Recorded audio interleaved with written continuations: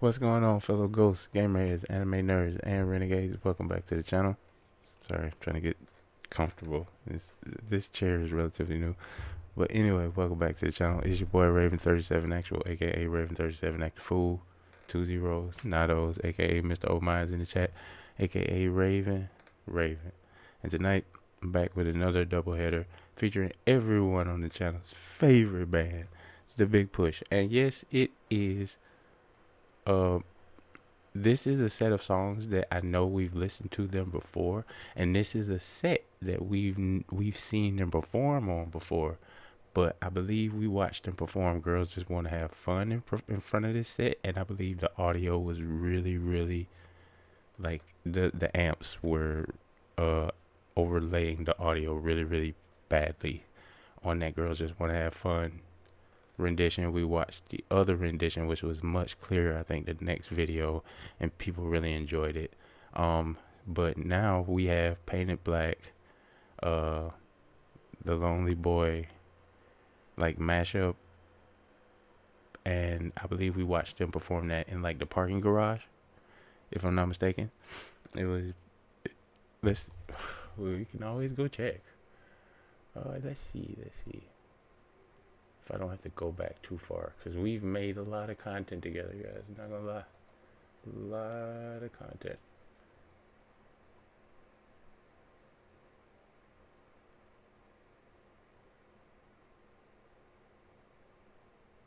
What song am I looking for again? Jesus, I remember. Yeah, see, this was Girls Just Want to Have Fun, and then I did Girls Just Want to Have Fun proper, and It's Alright. So these were the two videos. But I'm looking for the one where we watch Painted Black and Everybody Drops, How Did I Miss This, They Command the Crowd, Feel Good Vibes.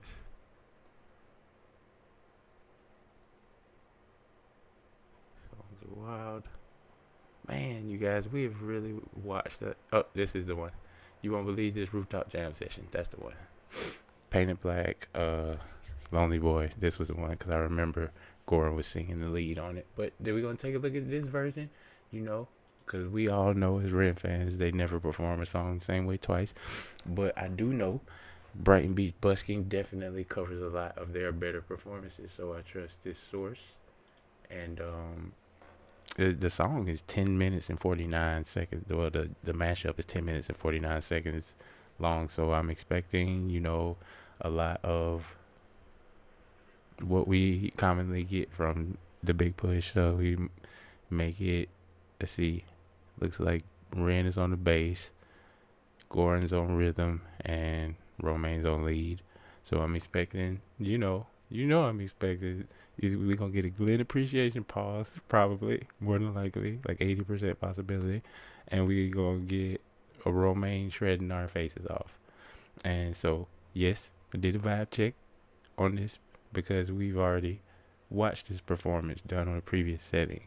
And then I have another performance by Coheed and Cambria, where I think the energy, the showmanship and the amount of guitar playing is a good match for this particular, if it's as well as, if it's composed the way I feel like it's gonna be, I feel like it'll be a good comparison. And also, the song we're gonna cover is one of the only Coheed and Cambria songs that I can really say that people might actually know or have heard in passing, because it was featured in a movie called Nine. I don't know if you've seen it.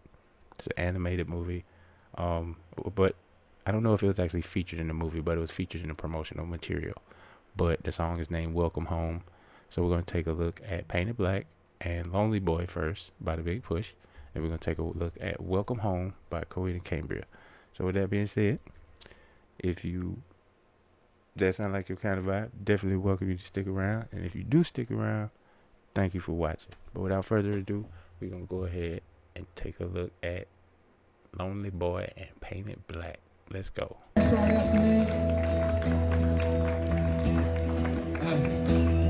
Big thanks to the postman for putting this massive 10-foot version of ourselves up here as well.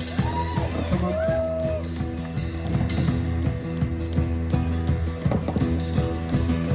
We got a couple of songs here. If you guys want to go, Romain trying to get plugged up. man, you're welcome to. Yeah. Before Christmas, isn't it? Come on in.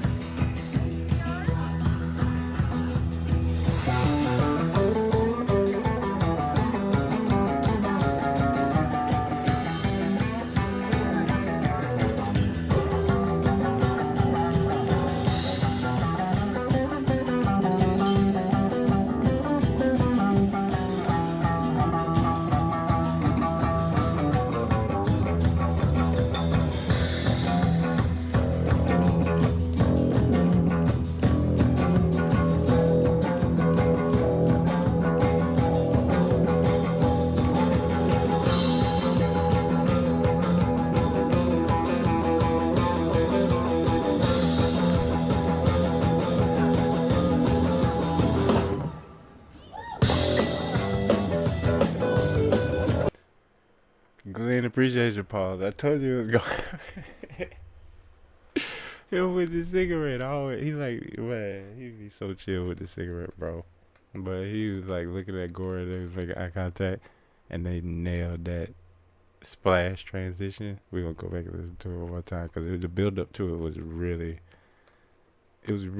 like you could feel it.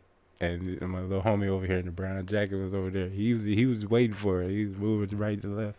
He was ready for it. You could even see Romain laughing, like nailed it. So yeah, we go back and listen. And I'm gonna try to be pausing.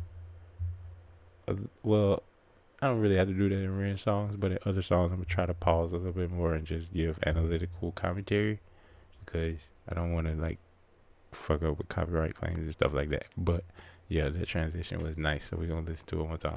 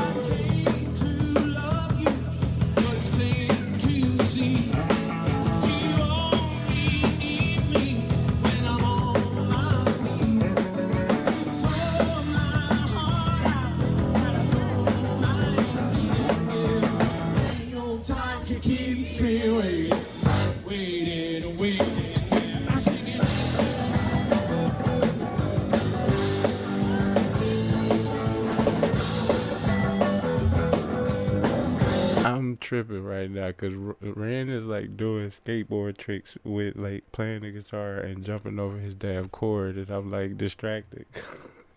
I don't want him to fall, but he like when the song started, he played a bass solo, and I thought it was Romain playing on like the lower strings of his guitar, but because his back was turned. But then he turned around, and I realized he was messing with the chords, and that was Ren.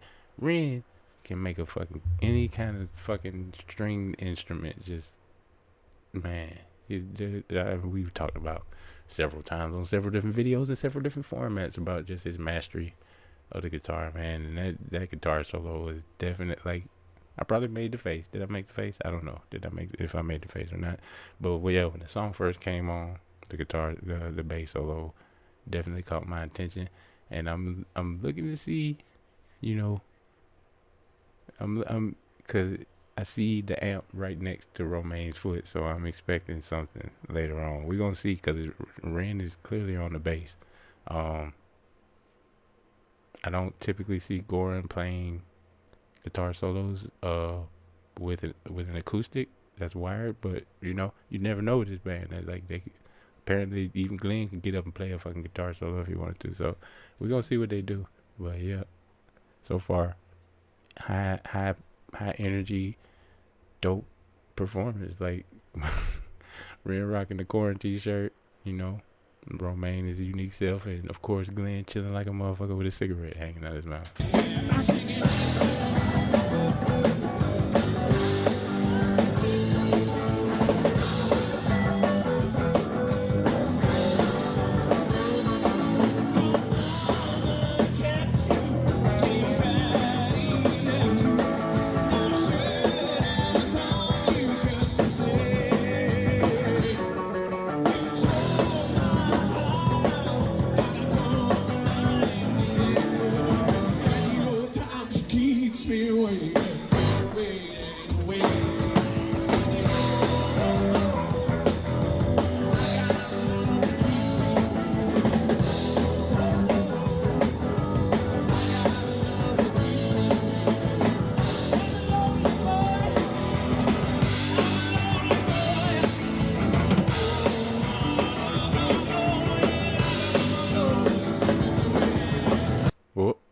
I think I know what's gonna happen. I think I know what's gonna happen.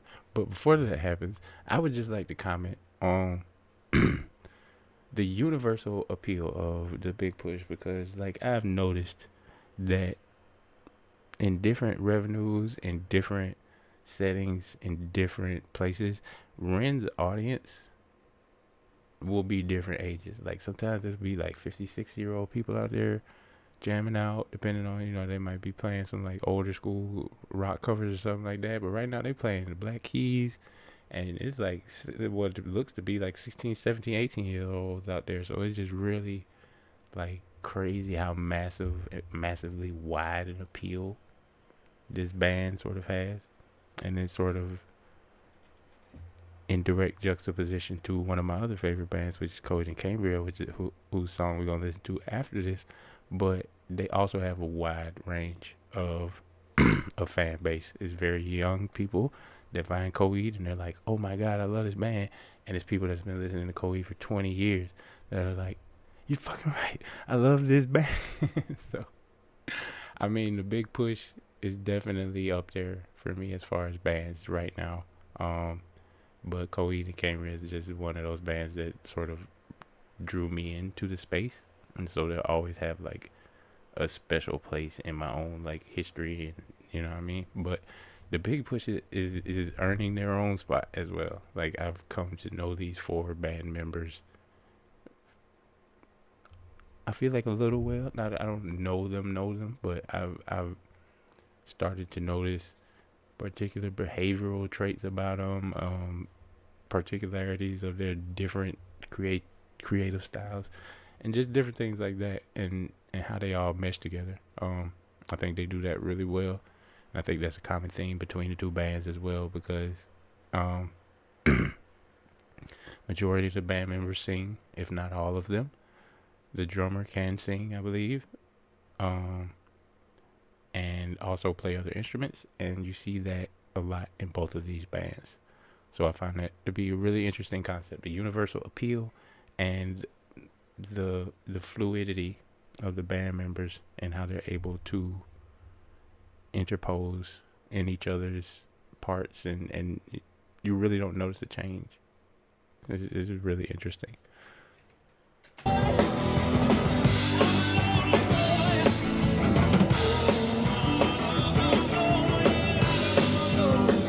When did he throw the cigarette? That motherfucker slick.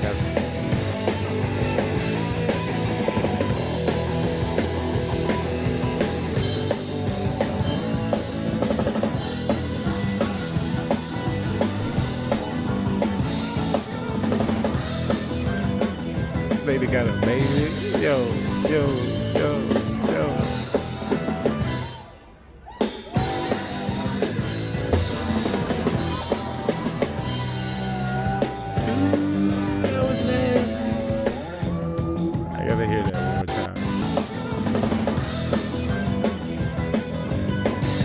The way he bends that chord is nasty. Y'all can I don't know if y'all heard it, but that's why I'm re-listening to it, because I want to hear it again.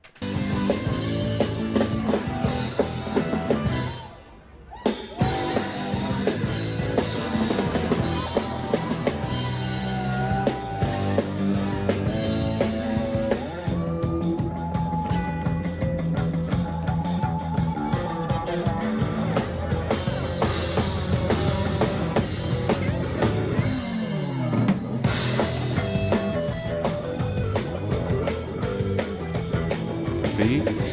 Older people over here, younger people over here.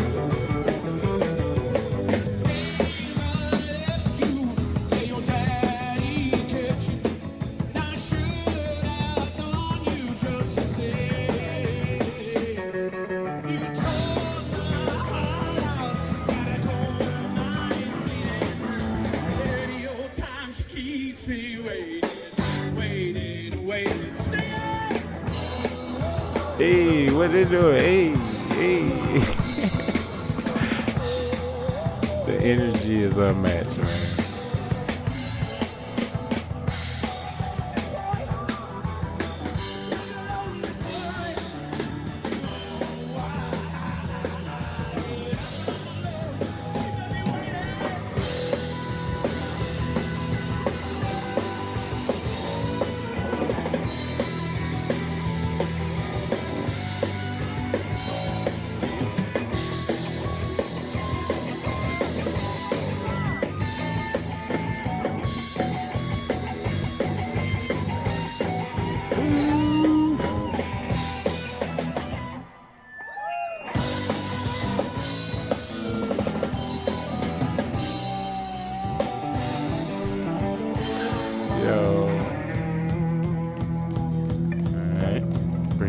a second, break it down for a second.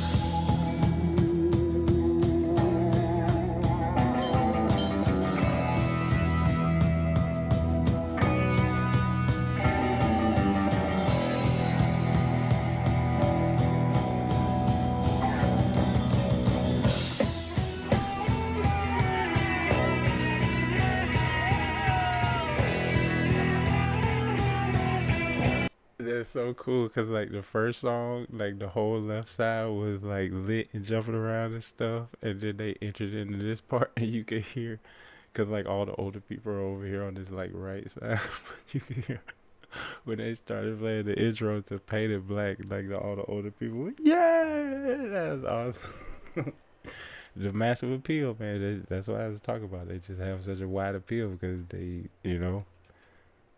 now these kids are gonna be going listen to the Rolling Stones and shit like that. So like, isn't they performing Painted Black? I'm pretty sure. Yeah, the Rolling Stones. Yeah, so they putting people on, man. That's really cool to me. Like passing music down to the younger generation because they gonna be like, what was that song they played after they played Lonely Boy? And they gonna go look it up, and then you know what I'm saying. So that's cool.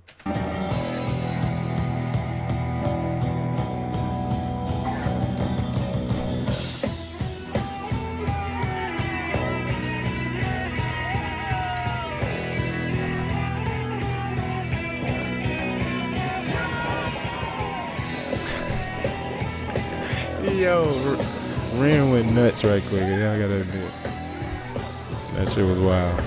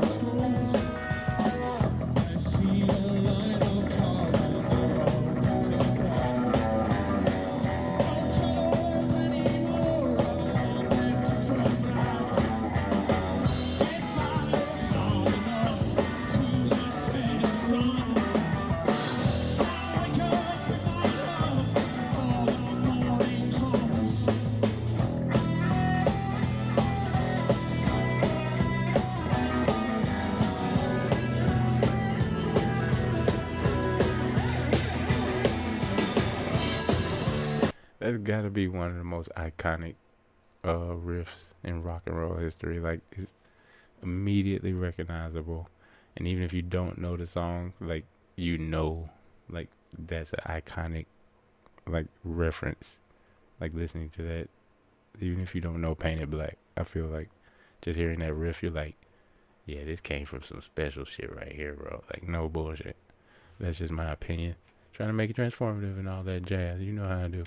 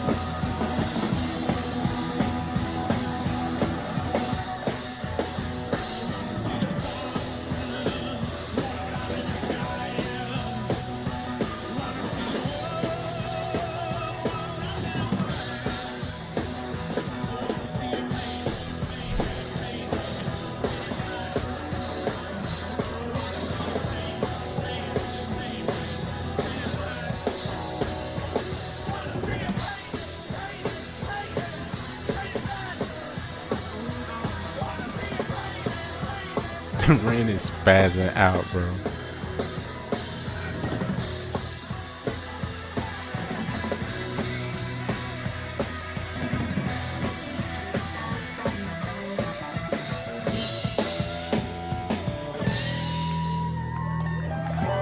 But it is dope to see him with that much energy, you know, in contrast to like the last video we watched of him where he was I believe it was called the Sky Arts Awards or something like that.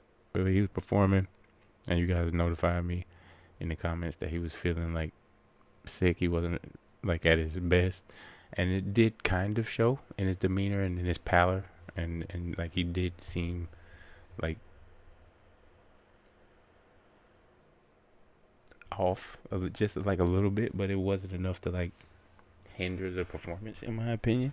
But just to see him, bouncing around and doing fucking kick flips over the chord and spinning around in circles, having all that energy is really cool. To see in contrast to him when he wasn't feeling well. So hopefully, he gets over these bumps in the road swiftly, and like how recently he had a little bit of a setback, but he's back dropping music with the big push now and stuff. So, and he just dropped the Six Soul collaboration with Soul Boy. So like he's definitely back up in that again. So definitely feeling grateful for that. And we're gonna listen to the finish of the end of the song, but I want to hear that that part where he was spazzing right quick one more time. Sorry, but nah, man, this band is just a really unique entity because, like I said, they speak to this generation in one hand and that generation in the next hand, and they have all of these different generations as one, as this collective, as their audience, and it's just really cool to see like them bridge that gap with their music and the covers they do. It's really cool.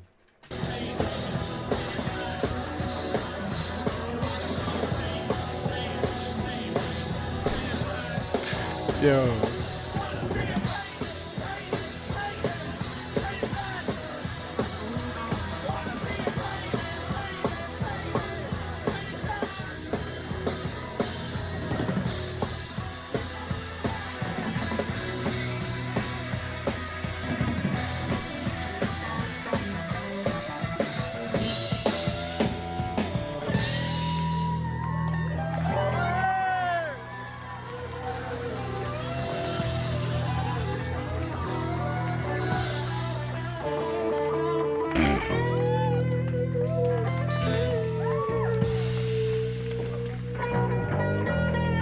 Thank you very much.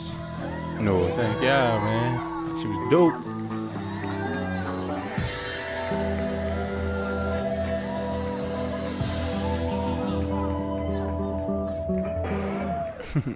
I can definitely understand why they. Come on, Brian, big up yourself, big up yourself. I can definitely understand Thank you why. for moving the big push. Thank you for sticking around, listening to us make a massive racket. We appreciate that. Oh, I'm melting on a winter's day. Bro, you were spinning around in circles like a mongoose or some shit. Of course you burning up. Yeah, that shit was holy shit, that is a huge dog, There's a bro. sign with all our Instagram and stuff. You can find us on Spotify online if you want to check it out. And then we're busking today in celebration of this massive thing that's been put up with my ugly face here. So pretty cool, man. It's very cool. Very, very cool.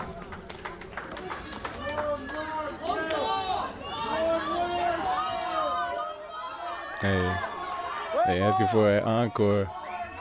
War pigs! War pigs! Yeah, we've done it. They asking for Sweet Little Lady. That's awesome. Hey, they said we finna light a cigarette, then we gonna get back to it. Fuck it. 1, 2. See, that's 1, 2, 1, 2.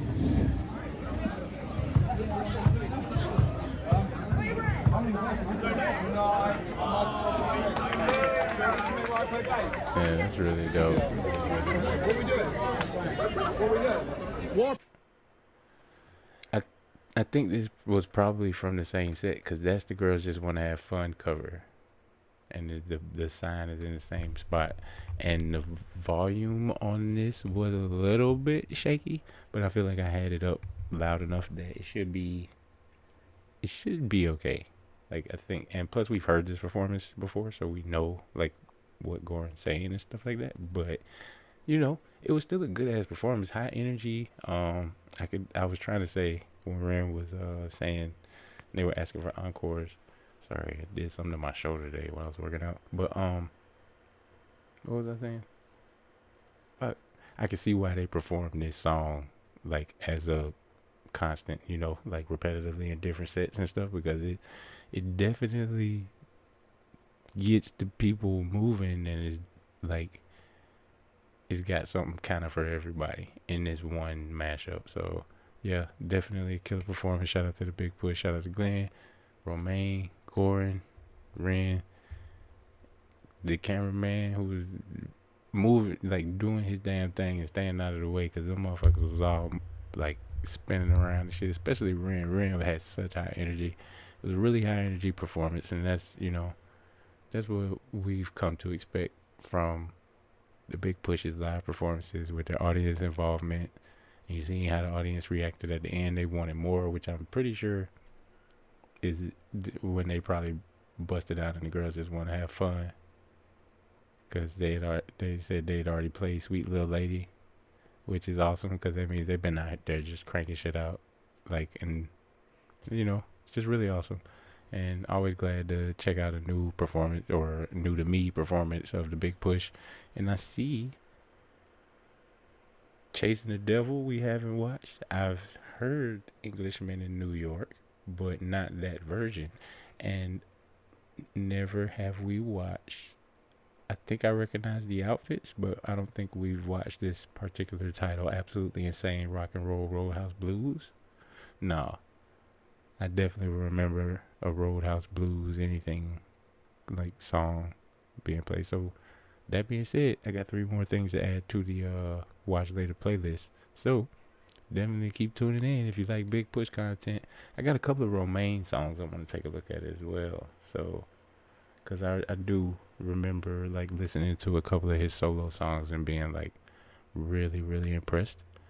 So yeah, big things coming in the future for the channel. We're gonna keep diving in, Ran in the Big Push as much as we can. We gonna also spread our wings and try to highlight and cover other relatable artists and different genres of music.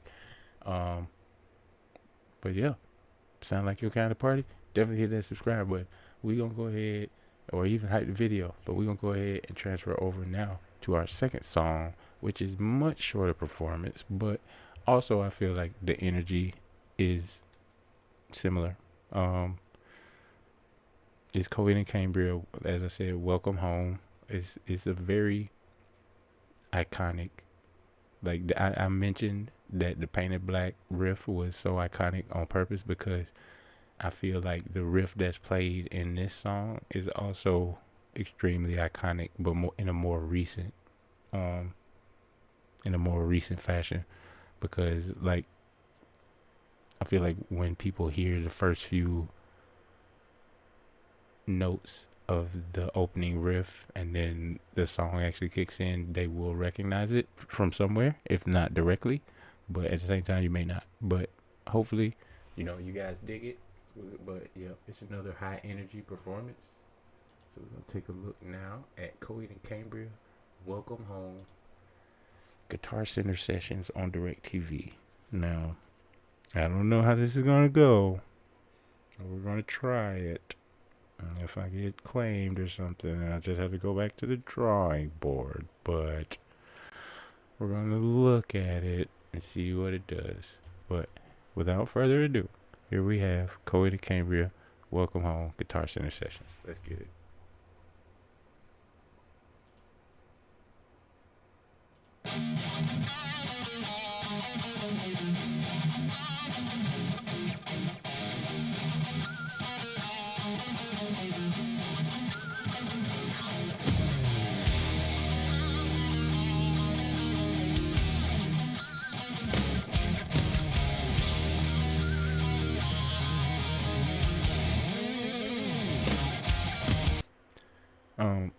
I'm gonna take it back a few seconds, but I just had to point out that when I was looking at the performance, he always performs this song with a double neck Gibson, and I saw one comment underneath the performance of Damn. Why am I Claudio? Sorry, of Claudio playing on the double neck Gibson, and they were like, double neck Gibson is like the ultimate "fuck you, I'm the shit" like instrument. Like if you see somebody play, and I believe Jimi Hendrix used to play double neck Gibson. Definitely let me know down in the comments if that's correct. But I feel like I distinctly remember, and any other artist that you know of that you know was able to rock out on a double neck, let me know down in the comments. But yeah, I just thought that was like an interesting tidbit. Like the ultimate premier status of a guitarist is like, I'm the shit with this double neck Gibson. So like you can't fuck with me type shit. So I thought that was really interesting. But yeah, did you recognize the intro? I feel like it was pretty recognizable. This is a live performance, but it's still pretty one-to-one with the actual album music. So I feel like it's recognizable. Let me know down in the comments if you recognize this opening.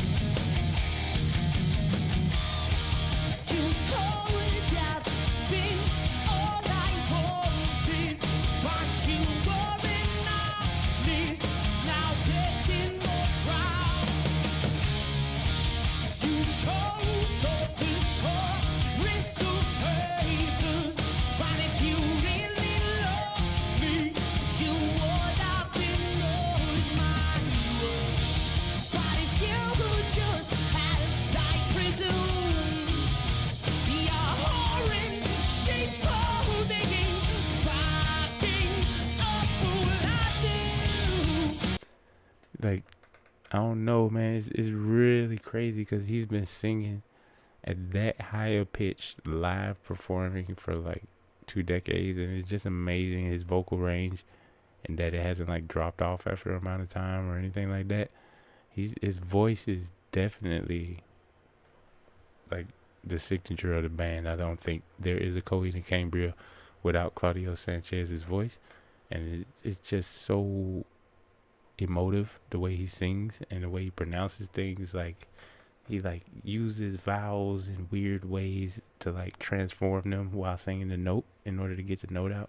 And I think it's a really interesting way of singing. I think I saw on the channel Charismatic Voice that she said she thinks that he's able to sing while breathing in is as a because there's a lot of times like this is the type of song like you on the previous song with this too where I said it was a like pop rock kind of a song but it was still a banger. Like this is more of a traditional Coheed and Cambria song. It's got like a really like melancholic but ballady build up, and then there's this drop, and then there's this really heavy like metally sort of middle to the song, and even that has a build up to it, which it will do. It'll build up to the climax of the song, and then you get like the sort of audience participation part or the harmony part, and it's a pretty standard formula for Coheed and Cambria songs, but it works for them. So yeah, this is more of a traditional Coheed and Cambria song. So, and also is one of my favorite songs of theirs, other than like 10 Speed or 2113, something like that. Delirium Trigger, some I don't know.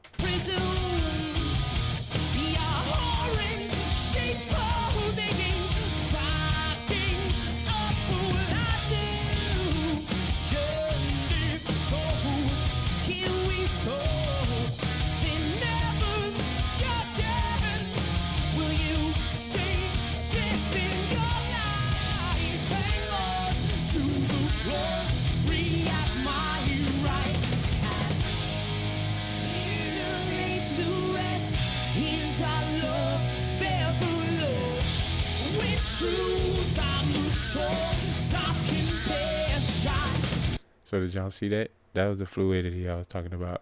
They went from Claudio, the lead guitarist and the bassist, harmonizing to Claudio and Josh Eppert harmonizing, and it speaks to the fluidity of the band and how they sort of can but by they I mean the guitarist and Josh also like have really impressive ranges because they have to harmonize with Claudio's high pitched singing. It may not be on that same high pitched tone, but it's getting up there. So like yeah, it definitely speaks to the fluidity of the band and how they're able to sort of combine their talents into this amalgamation of just like epicness that is Coheed and Cambria. Always found that really interesting about the band. Even their old bass player, because this is a new guy, but their old bass player, he had long hair. I don't know his name, but he would sing too. So they've always had like interchangeable band members who could harmonize with Claudio and also play their instruments really, really well. And I think Josh, I think that's right. It might be Josh or Jeff Eppert. I'm not sure. I smoke a lot, guys. You have to give me a break. But yeah, I believe he left the band for a little while because there's some performances where I think they have a skinny bald guy as their drummer. But he came back recently, so this is like the current composition of the band. Even though, y'all know how bands are. Like the band will persist if they replace a member. Like I don't think Coheed could replace Claudio and it still be Coheed. Like I don't think that's possible. But yeah, we're gonna go back because I was rattling on for a long time.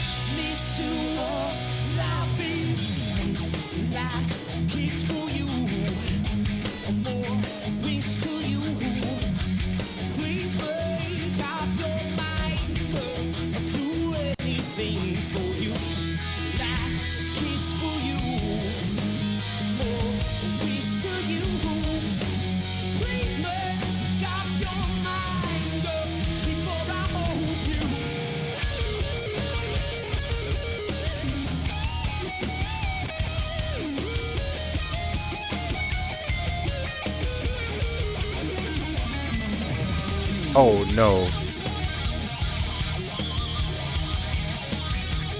I stand corrected. That is the ultimate symbol of fuck you, I'm the shit.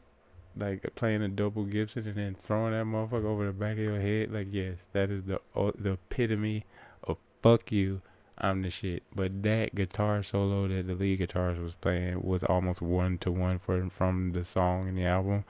And that is one of the hardest. I think that's why he played it like 100% bar for bar, because like it's such a nasty riff. But man, this band has just been doing this shit for so long, bro. It's like it's crazy to believe.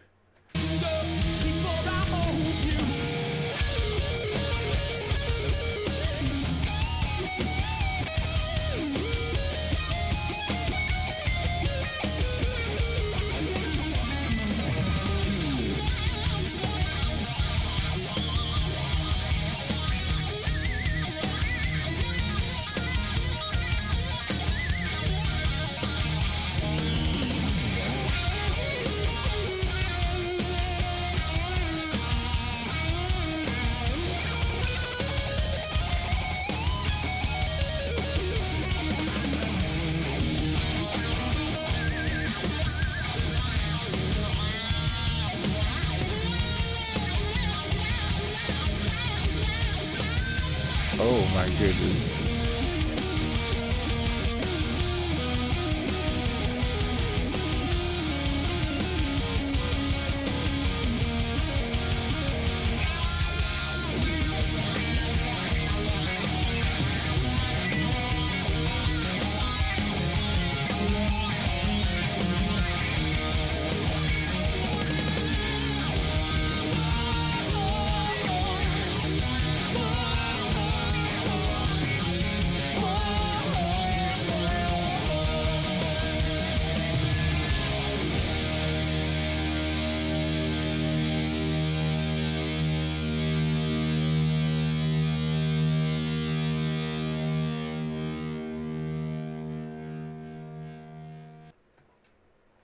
Yeah, that was a dope performance.